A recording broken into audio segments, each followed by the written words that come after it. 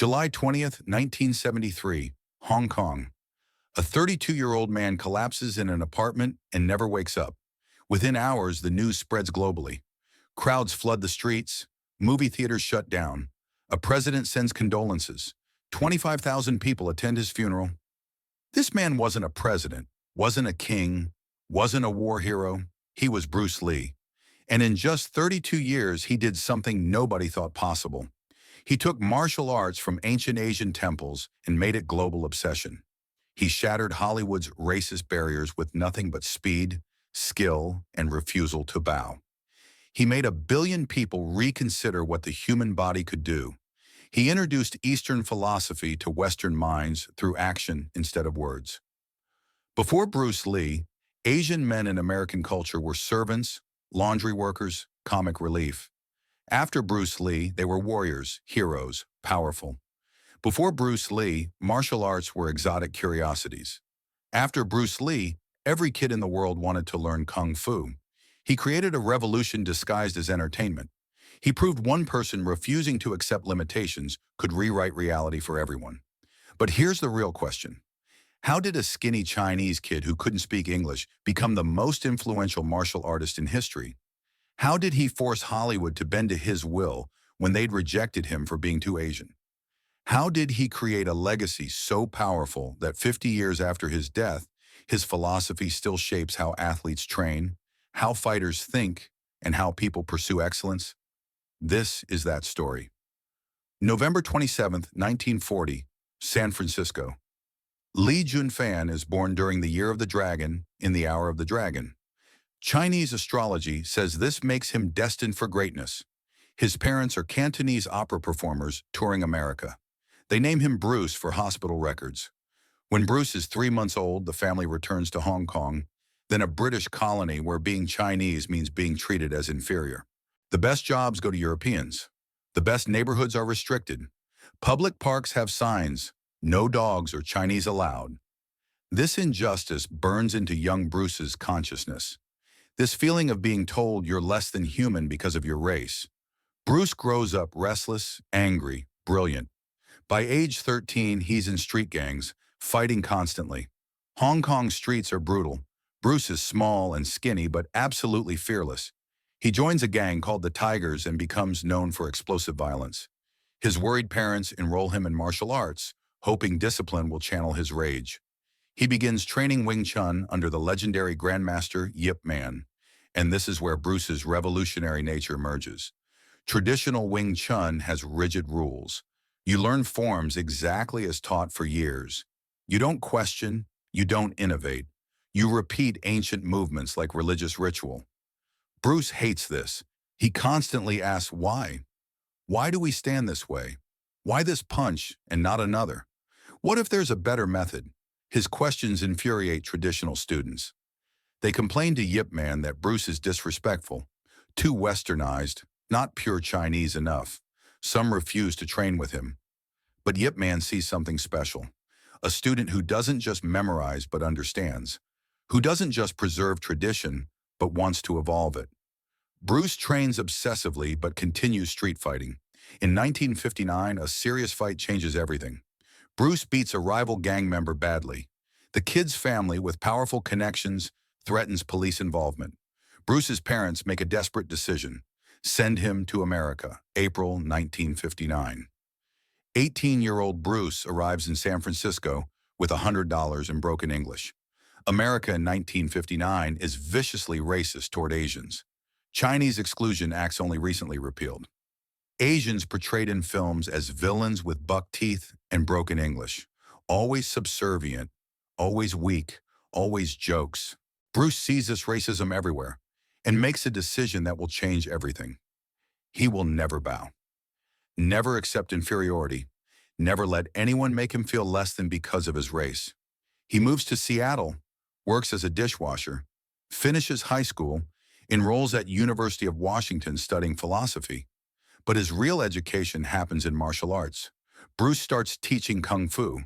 And here's where he does something that breaks every sacred rule of Chinese martial arts. He teaches non-Chinese students, white students, black students, anyone wanting to learn. This is heresy. Traditional Chinese martial arts schools never teach outsiders. Knowledge stays within Chinese community, especially forbidden to whites who colonized China. It's an unbreakable rule going back centuries. Bruce doesn't care. He thinks the rule is stupid, racist, counterproductive. He believes martial arts should be universal, knowledge shared freely regardless of race. The traditional Chinese martial arts community explodes with rage. They call Bruce a traitor. They say he's disgracing Chinese culture, selling secrets to enemies, destroying tradition. In 1964, Chinese martial artists in Oakland issue an ultimatum. Stop teaching non-Chinese or fight our best fighter. If Bruce loses, he closes his school. Bruce accepts. The fight is private, no recording, only witnesses. His opponent is Wang Man, a skilled traditional kung fu master sent to punish Bruce for breaking the old ways. The fight lasts 3 minutes. Bruce dominates completely. Wang Man barely lands a strike. Bruce chases him around the room until Wang's team stops it. Bruce wins, but he's dissatisfied. 3 minutes felt too long. He expected to finish in seconds. He's exhausted afterward. This moment becomes his awakening. Traditional martial arts, even Wing Chun he loves, has serious limitations. Bruce begins questioning everything. Every technique, every tradition, every assumption. He asks the fundamental question that will revolutionize martial arts. What actually works in a real fight? Not what looks beautiful in demonstrations, not what ancient masters taught, not what preserves tradition. What actually works when someone is trying to hurt you? This question leads Bruce to create something unprecedented, a martial art with no fixed style, a fighting philosophy based purely on effectiveness, borrowing from boxing, fencing, Wing Chun, wrestling, whatever works. He calls it Jeet Kune Do, the way of the intercepting fist. His famous philosophy: absorb what is useful, discard what is useless, add what is specifically your own. This is revolutionary. Bruce is saying tradition doesn't matter. Style doesn't matter. Only effectiveness matters. Mix everything. Take what works. Throw away what doesn't. Make it personal. The traditional martial arts world is outraged. Mixing styles is blasphemy. But Bruce proves it works. He's faster, more efficient, more effective than pure traditionalists. Today we call this mixed martial arts. Every UFC fighter does exactly what Bruce advocated 60 years ago. They call Bruce Lee the father of MMA. They're right. But Bruce doesn't just want to teach martial arts. He wants to be in movies, to show the world what he can do, to make Chinese people heroes instead of jokes. 1966, Bruce is teaching in Los Angeles. His students include Hollywood's biggest stars: Steve McQueen, James Coburn, Kareem Abdul-Jabbar. They're astonished by him. Bruce is impossibly fast, 6 punches per second. He can kick a 300-pound heavy bag to the ceiling. Do one-finger push-ups, hold a 75-pound barbell straight out for 20 seconds. His physical abilities seem superhuman. His celebrity students tell him, "You need to be in movies. Hollywood has never seen anything like you." Bruce desperately wants this. He's been acting since childhood in Hong Kong films. He knows he can act, fight, captivate audiences. But there's one massive problem. Hollywood in the 1960s absolutely refuses to cast Asians as leading men. Asian men in American movies are servants, gardeners, evil masterminds with exaggerated accents. Never heroes, never romantic leads, never powerful, always mocked. Bruce watches Mickey Rooney in Breakfast at Tiffany's doing offensive yellowface, sees Fu Manchu stereotypes everywhere. It makes him furious. But Bruce has a plan.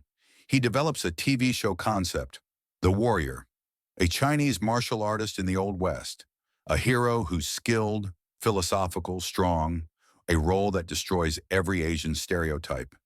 He pitches it to Warner Brothers executives. They love the concept.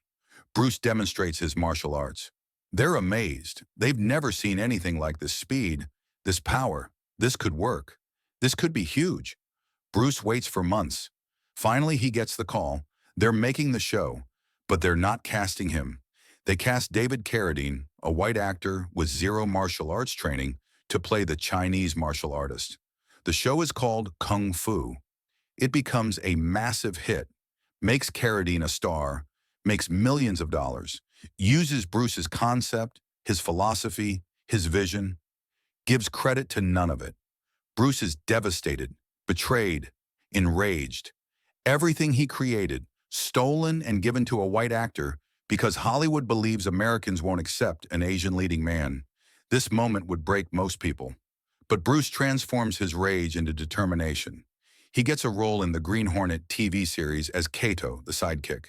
Not the lead, but Bruce makes Kato unforgettable. He choreographs fight scenes unlike anything on American television. Fast, powerful, real. The show is canceled after one season, but fan mail reveals something shocking. Viewers are more interested in Kato than the Green Hornet. Kids play Kato on playgrounds, not the white hero. Bruce has upstaged the star, but Hollywood still won't give him a leading role. The racist excuse is always the same. American audiences won't accept an Asian leading man. Your English isn't good enough. Your accent is too strong. You're too Chinese. Bruce refuses to give up. If Hollywood won't come to him, he'll create his own opportunity. Bruce returns to Hong Kong. The Hong Kong film industry churns out cheap kung fu movies with terrible acting and worse fight choreography. Fighters who clearly don't know martial arts. Bruce sees an opportunity. He signs to make The Big Boss, a simple revenge story, but Bruce insists on total control over fight choreography. He'll make every scene himself. The Big Boss releases in Hong Kong in October 1971. It obliterates every box office record in Hong Kong history, completely shatters them. Nothing has made this much money. Bruce immediately makes Fist of Fury, another revenge story, but with a powerful message. Bruce's character fights Japanese occupiers who've posted a sign, "No dogs in Chinese allowed."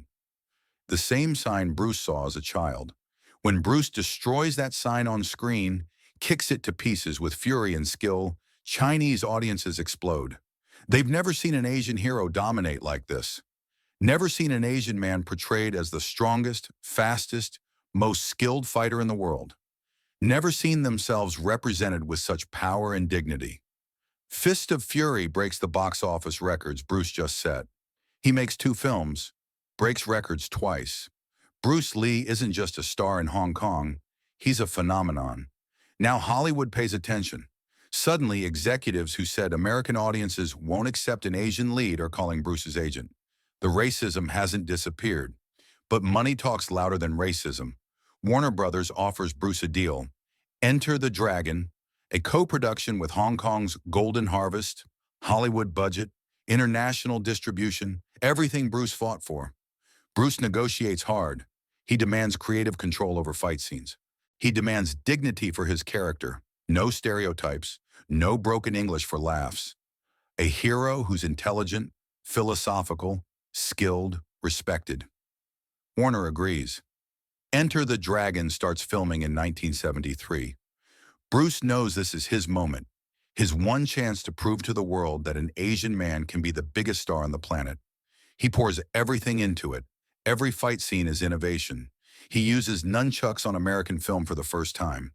His speed is so incredible cameras can't capture it properly. Directors tell him to slow down so audiences can see the techniques. The mirror room fight scene becomes iconic. Bruce fighting dozens of opponents reflected infinitely. The choreography is insanely dangerous. One mistake and someone gets seriously hurt. Bruce executes it perfectly. July 10th, 1973. 6 days before Enter the Dragon premieres in America, Bruce is at actress Betty Ting Pei's Hong Kong apartment. He complains of a headache. She gives him a painkiller. He lies down to rest. He never wakes up. Bruce Lee dies at age 32.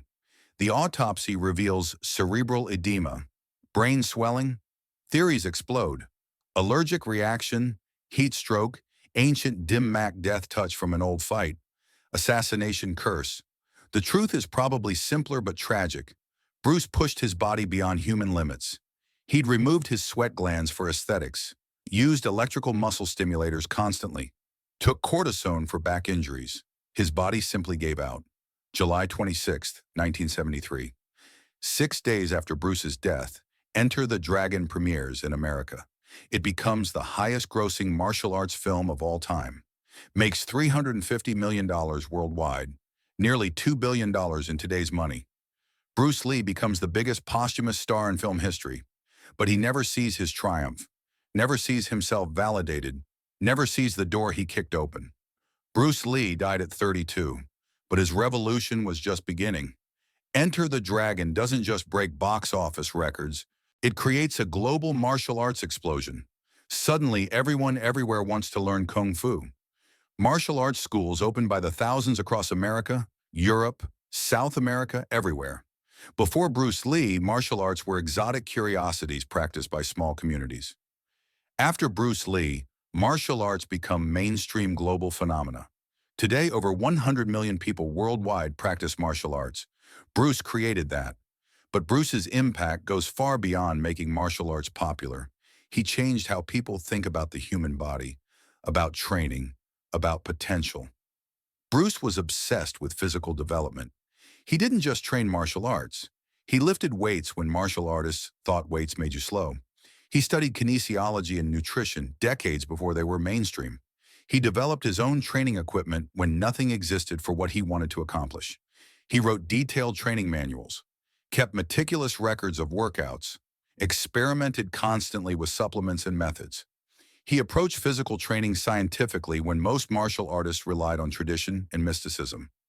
Today's athletes, bodybuilders, and fighters still study Bruce's training philosophy. His emphasis on functional strength over appearance, speed and flexibility over pure mass, training the mind as rigorously as the body. He was decades ahead of sports science.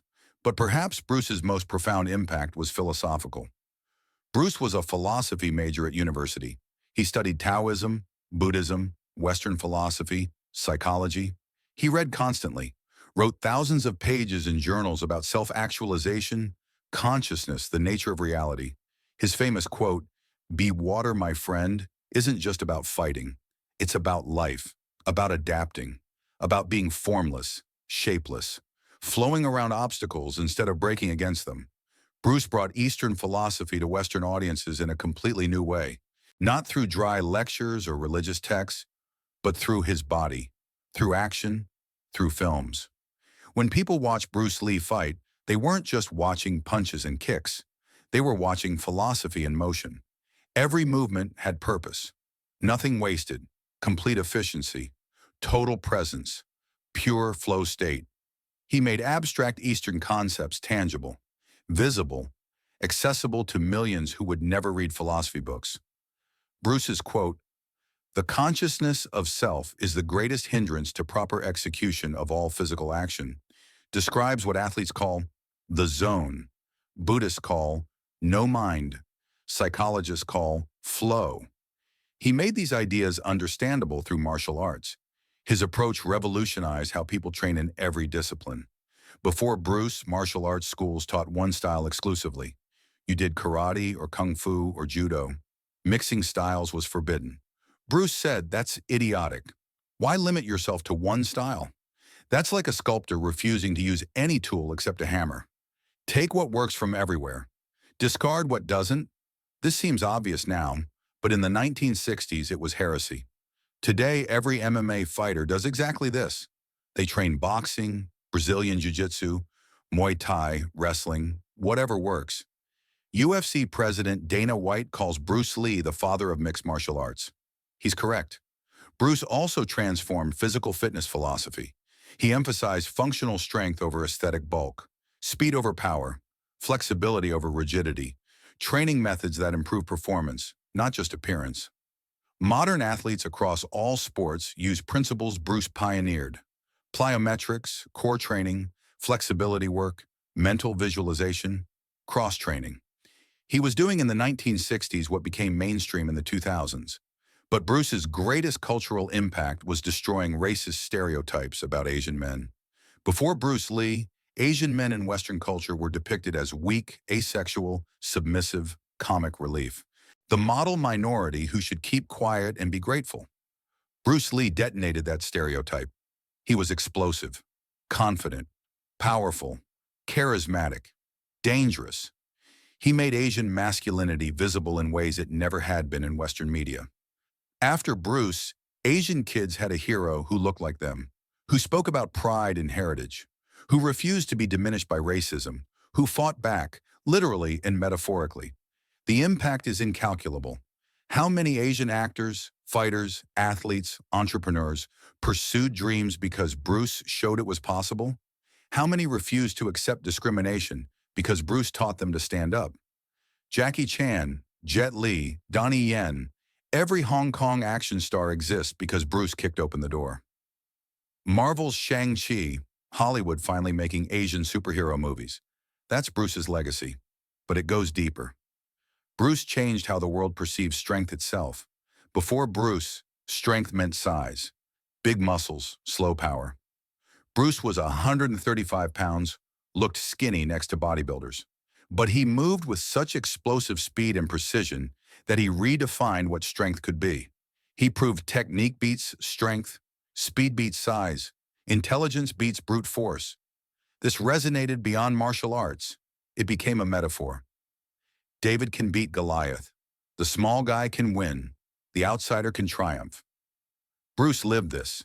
A skinny Chinese kid from Hong Kong who couldn't speak English, who faced racism everywhere, who was told he'd never be a star. He refused to accept it. He created his own path. He won. Hollywood tried to keep him out. He forced his way in through sheer talent and will. They said Americans wouldn't accept an Asian lead. He proved them catastrophically wrong.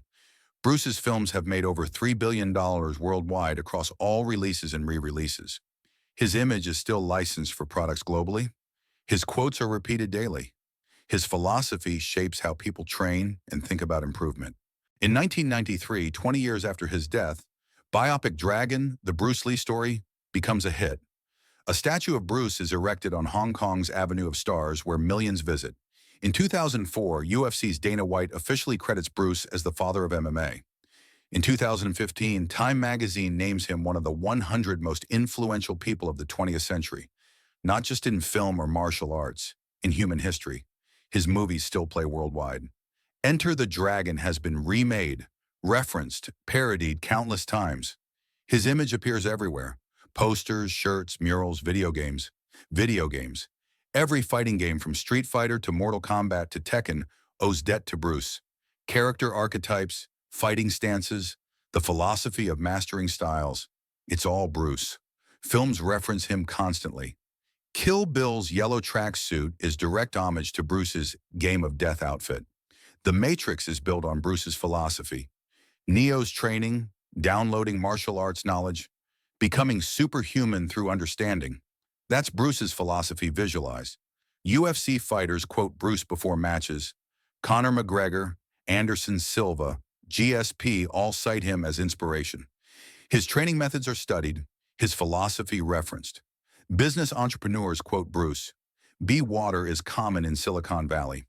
The idea of constant adaptation, not being rigid, flowing around obstacles instead of breaking against them. That's startup culture. That's innovation culture. Bruce's personal library contained over 2,500 books. He was constantly learning, evolving, never satisfied. He wrote, "I'm not in this world to live up to your expectations, and you're not in this world to live up to mine." That statement of independence from others' judgments resonates across generations. It's quoted by athletes, artists, entrepreneurs, anyone fighting to do things their own way. Bruce proved you don't need permission to be great. You don't need approval from gatekeepers. You create your own path. You make them recognize you through undeniable excellence. His son Brandon Lee followed into acting and martial arts. Tragically, Brandon died at 28 while filming The Crow, killed by a prop gun malfunction. The Lee family curse, people called it. 2 generations of talent taken too soon. But Bruce's daughter, Shannon Lee, continues his legacy through the Bruce Lee Foundation, teaching his philosophy to new generations. Not just martial arts, but his ideas about self-actualization, constant growth, breaking limitations. Bruce's notebooks have been published. Thousands of pages of thoughts on fighting, philosophy, training, life. They read like a combination of philosophy text, training manual, and personal diary. In them, you see a man obsessed with excellence, with pushing limits, with refusing to accept that anything is impossible. Today, over 50 years after his death, Bruce Lee remains the most famous martial artist who ever lived. More famous than any UFC champion. More famous than any boxer. More famous than any Olympic athlete or traditional master. Why? Because Bruce was never just about fighting. He was about transcendence. About becoming the best version of yourself. About refusing limitations placed on you by society, tradition, or fear. He proved that one person with enough dedication and refusal to quit can change the world's mind about what's possible. Asian actors still face barriers in Hollywood, still fight for roles, still battle stereotypes, but they fight on terrain Bruce conquered. The door Bruce kicked open can never be fully closed. Every time an Asian actor gets a leading role, every time an Asian superhero appears on screen, that's Bruce's legacy. He proved it was possible. He forced Hollywood to see Asian men as heroes. Beyond representation, Bruce changed how billions think about their own potential. He showed that physical limitations are often mental, that speed beats size, that technique beats strength, that intelligence beats force. He proved rigid traditions should be questioned, that mixing disciplines creates innovation, that the best path is the one you create yourself. Most importantly, Bruce showed you can honor your heritage while transcending it. You can respect tradition while breaking its constraints. You can be both Eastern and Western, both ancient and modern, both respectful and revolutionary. He was a bridge between cultures, between philosophies, between ancient wisdom and modern application, between East and West, between martial arts and philosophy, between body and mind, and that bridge remains. Every day, millions, quote Bruce Lee, train using his methods, apply his philosophy to their lives. He's been dead for 50 years, but his influence is more alive than ever. Bruce Lee changed culture by refusing to accept the limitations others placed on him, by creating his own path when all traditional paths were closed, by proving that excellence transcends race, nationality, and prejudice. He showed that you don't need to be the biggest or strongest to be the best. You need to be the smartest, fastest, most adaptable. You need to flow like water. So how did Bruce Lee change the world? He took martial arts from ancient temples and made it a global phenomenon practiced by over 100 million people. He shattered Hollywood's racist barriers, proving Asian men could be leading heroes despite every obstacle.